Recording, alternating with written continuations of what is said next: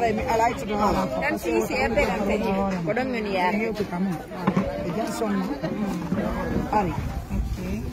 Nene go to ya. Ngeu to mun ngonta ko. Fo wande no. Kala ko yudo nder do. Are ko du woni arsikion. Allah wadi Allah kionci. Mari Madame et monsieur Fou, bien ça m'a dit ça. Comment?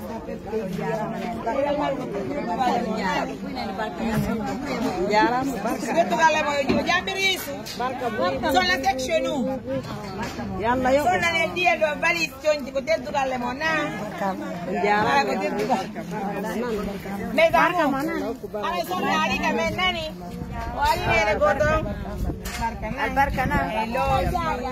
Mami misari mo foto. Kono wato. Kono hewti ka men nan. Na bay wonda. Na mo bodo fuka. Mimi sendi chino dinde. Ala wade do kasiyam. Ira moro. Est-ce que awa ngakirta? Wade do kasiyam. Awa ukiten kadar sa parce que mi sendi ti do buy go tan si dara ko lutu.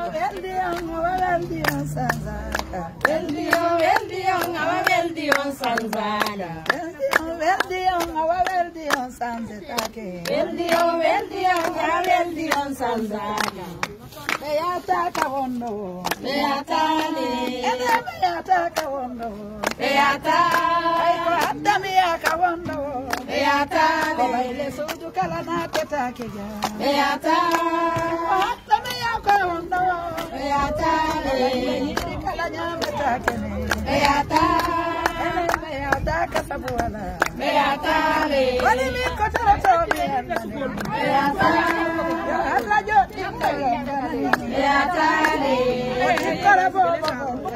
Beata, ayo japtara bobo de Beata, odanda bone tawlo dangale Beata, ayo diya to jambano Beata, ayo Maria majala madana Beata, ko ida wadi wa ko jomanna Beata, Allah ko da tawfirta Maria, Beata, sonna chenu Beata,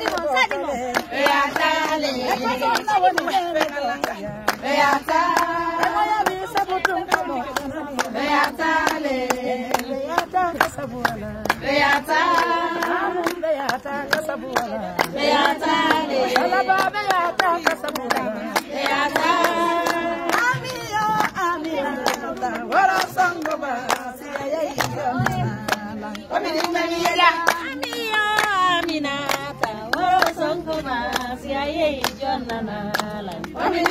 wara be ma be ko ekonde ekonde janga ibe ma mungu wara be ma be ko ekonde ekonde janga ibe konaki wara be ma be ko artisi be artisi jodi be konaki be wara be ke me sei chinali ne ay wana sabu di mali ay wana sabu darnde mandele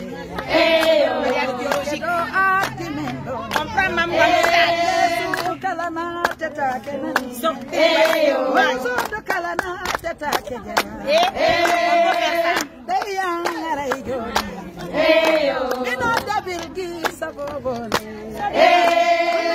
ro salmina madole makoy mezamina mare dazele lumajoni musidi bela badone akisi konene gotone yo mari barkina dole mari marata men ananani mari marata milelega amia aminata wasanga ba sai jamala Komini mami aja.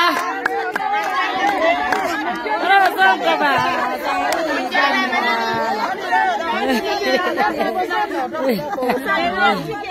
Mais merci quand même. Bienvenue. mondial. C'est-à-dire c'est le monde qui parle de nous. Vraiment. C'est pas parce que nous avons de l'argent, mais c'est de la bénédiction en fait. C'est une fierté pour nous aujourd'hui de réceptionner plusieurs stars à Mamou. Il faut venir à Mamou pour y croire. Tous les artistes de la musique pastorale sont à Mamou. Vous savez pourquoi? C'est à cause de notre Radji Joma Mamou. Moi-même je suis étonnée, mais je me dis aussi c'est normal. Parce que quand on parle de Fen depuis un putain là, c'est lui qui a connu mon père là. Franchement, il va être fier de ça aujourd'hui. Il ne faut pas pleurer aujourd'hui. Je vais être en joie. En tout cas, je dis merci à Allah. Que Allah pardonne mes parents. Que Allah pardonne tout le monde. Je me limite là. Faites bien soin de vous. Merci.